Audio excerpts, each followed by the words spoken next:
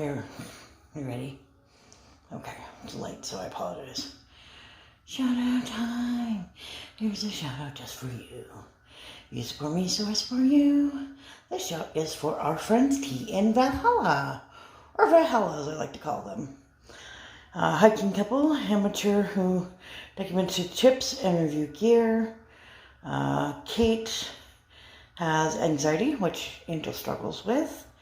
So getting out together and enjoying nature is beneficial for their mental health and general well-being.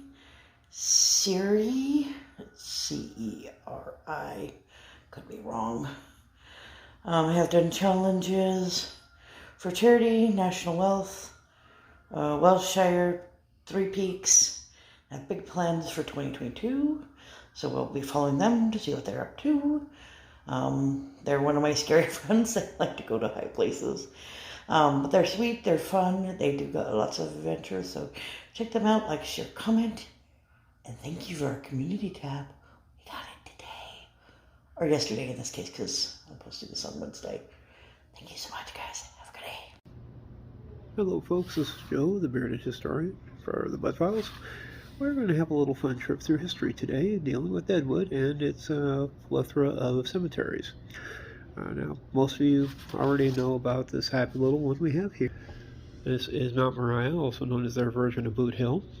It's a happy little location, and it's found just as the town of Deadwood goes up and into the area that is considered now Old Deadwood, after you go through the gambling areas and the Chinatown area. Now, interesting thing with this little book here, it's an older book, but it gives a lot of information and headlines about some of the things that happened in Deadwood in its early years. And one of them is the fact that it actually isn't the first cemetery. We have goes, there was a graveyard called Ingleside. Now, Ingleside, for all its historians' value and information, wasn't a bad cemetery. The only problem is that it was on a really steep hill. In fact, the hill that now leads up to the Mount Mariah sits at about a 45-degree angle. Not exactly very ideal for burying people in, and also pretty hard to navigate in the middle of the winter. Gee, what a concept.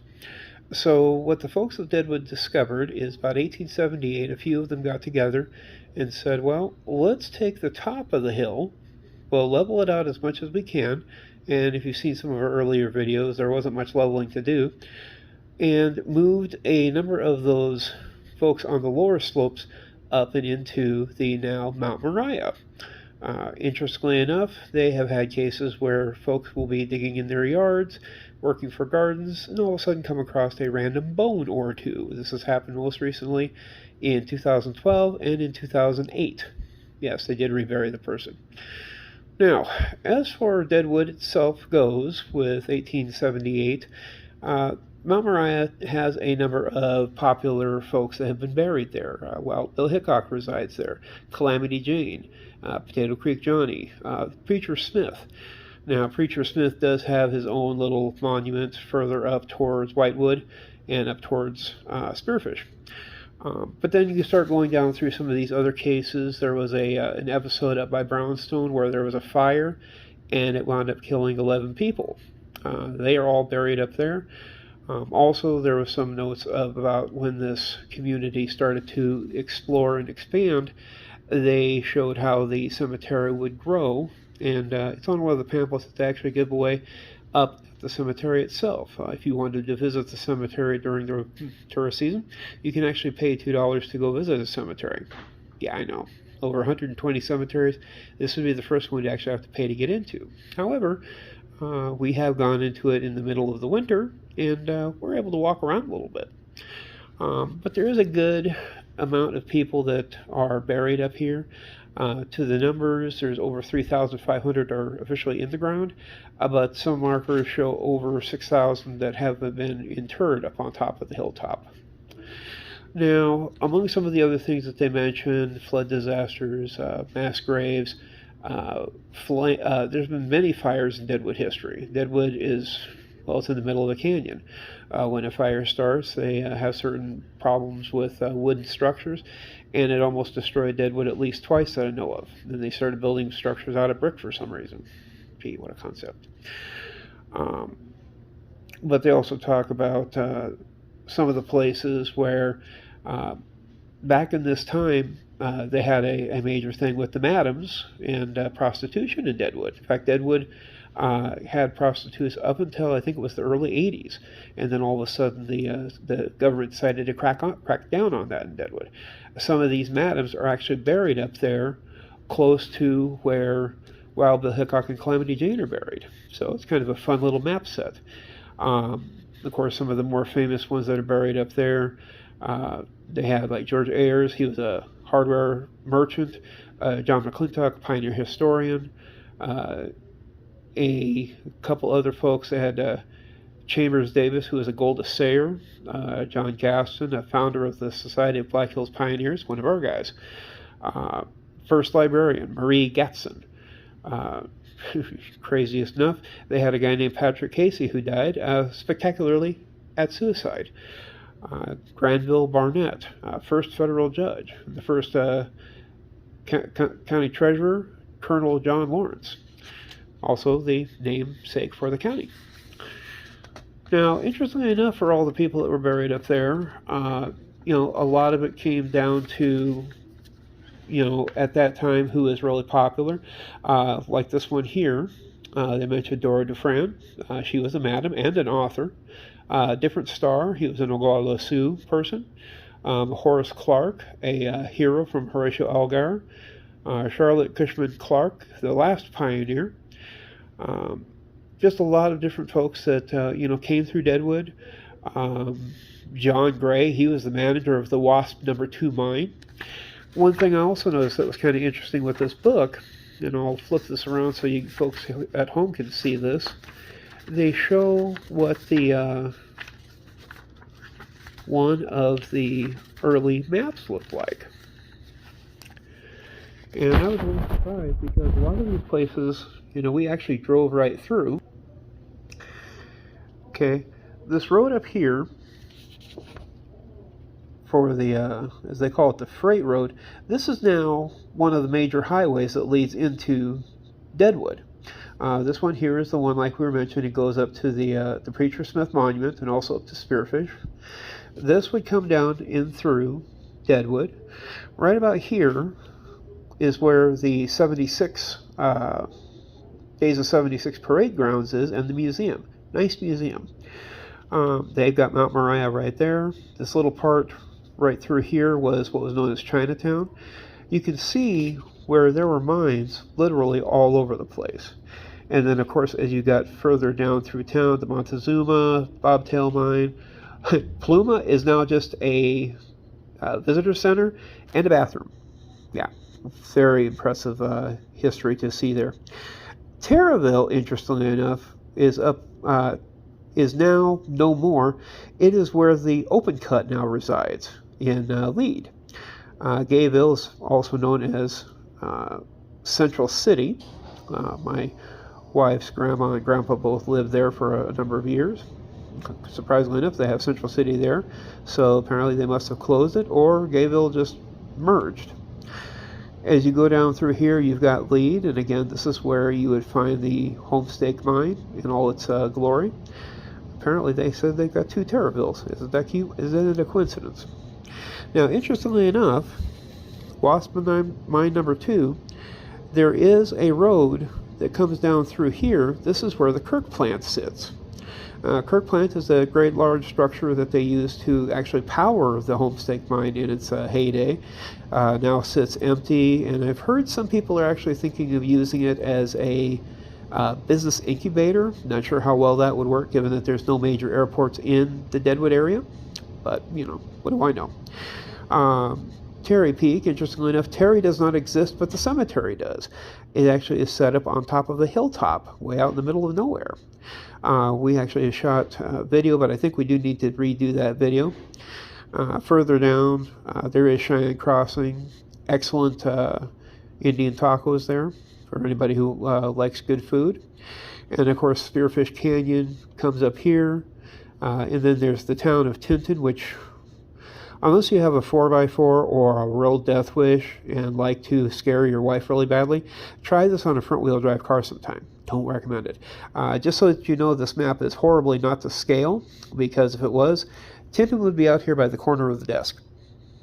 Anyway, back to the book. Interestingly enough, when you work with the town and you can see all the different markers that are for the cemetery inhabitants, the entry gate is way down there. That's still intact as it is. But you can see literally all these markers. And the other thing to remember about this map is that this map is not in 3D. Because, like, for example, up here where the Potter's Field is, this is all a steep slope. Literally, you could fall from here down into Deadwood. It would not be good. We've been up in here where Hickok and Calamity Jane are buried. Yes, they're buried right next to each other. Potato Creek Johnny. There's Dufresne. Then as you start going further up here, Angel went off on her own. Of course she would. Up and through this area here. And it's kind of cool because it actually shows some of the different inhabitants in the different sections. Potato Creek Johnny, you've got Green Cushman Wilson, Lynn Ladner, Ida Bell Parker, Major John Fairbanks. The children's section, sadly, they did lose a lot of kids in that time of day because, well, you were dealing with scarlet fever, smallpox, diphtheria, lots of illnesses, and at that time they still didn't have a problem with sending kids into mines. Hebrew Hill, surprisingly enough, this town was very strong in the Jewish community. It was one of the strongest ones in all of South Dakota, actually. And by it, they had sheriffs, they had judges that came out of this place. Everybody was very fair, respectable. But as this part of the town went, this is where we become kind of interesting when we look at their second cemetery. Yeah, you'd think with all this population here, they wouldn't need a second one, but surprisingly enough, they have one. Now, go back to the Deadwood map. You got Mount Mariah here. There's a second cemetery, St. Ambrose, which is located just on the other side of the main road. Now, we're going to take a little trip to the computer here.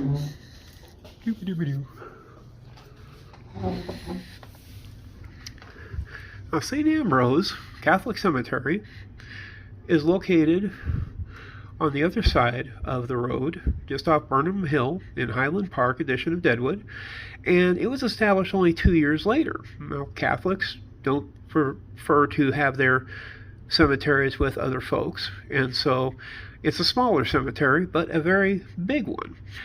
700 burials. You also have a direct list to the folks buried.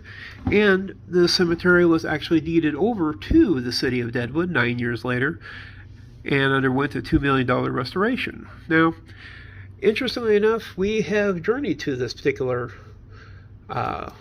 cemetery, me and Sue the other day, and it is a bit on the steep side.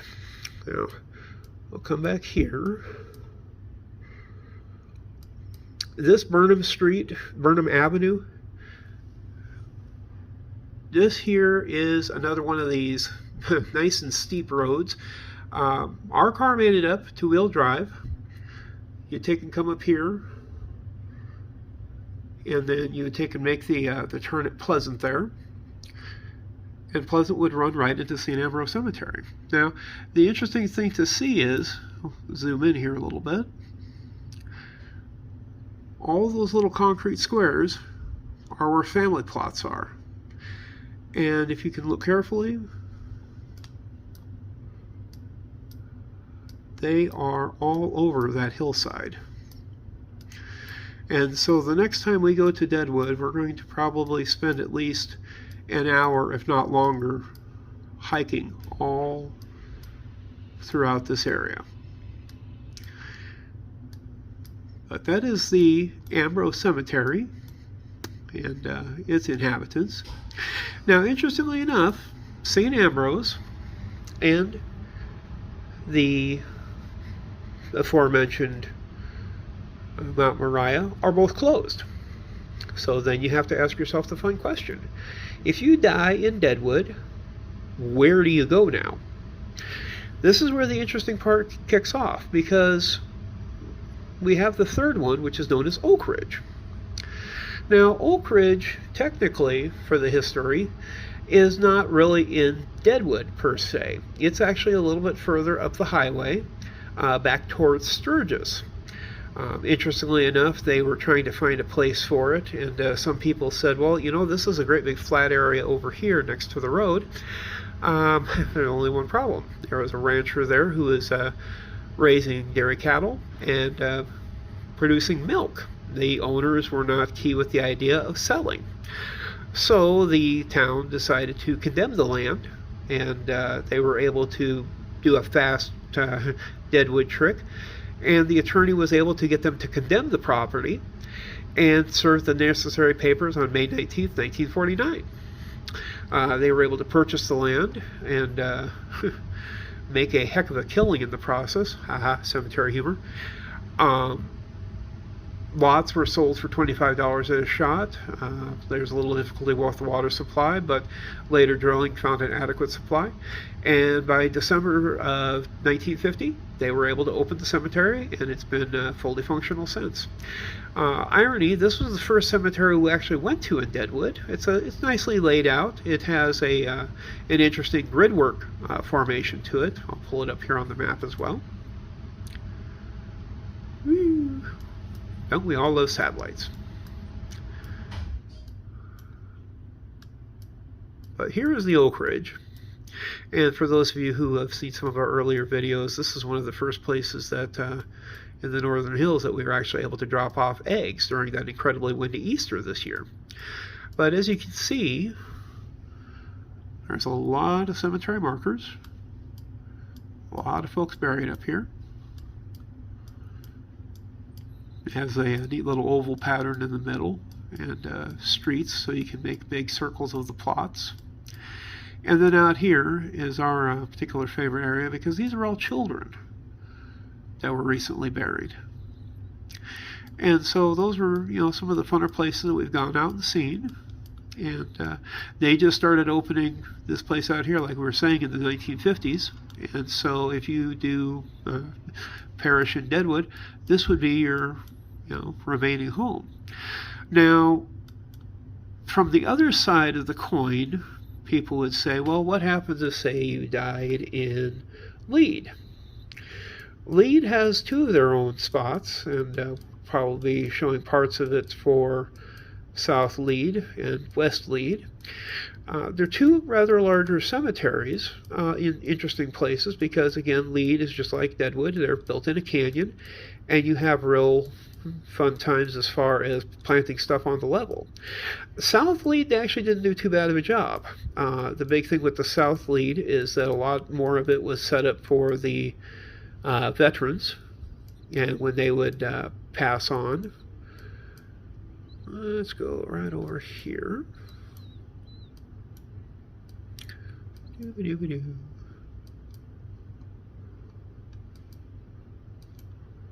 Come on.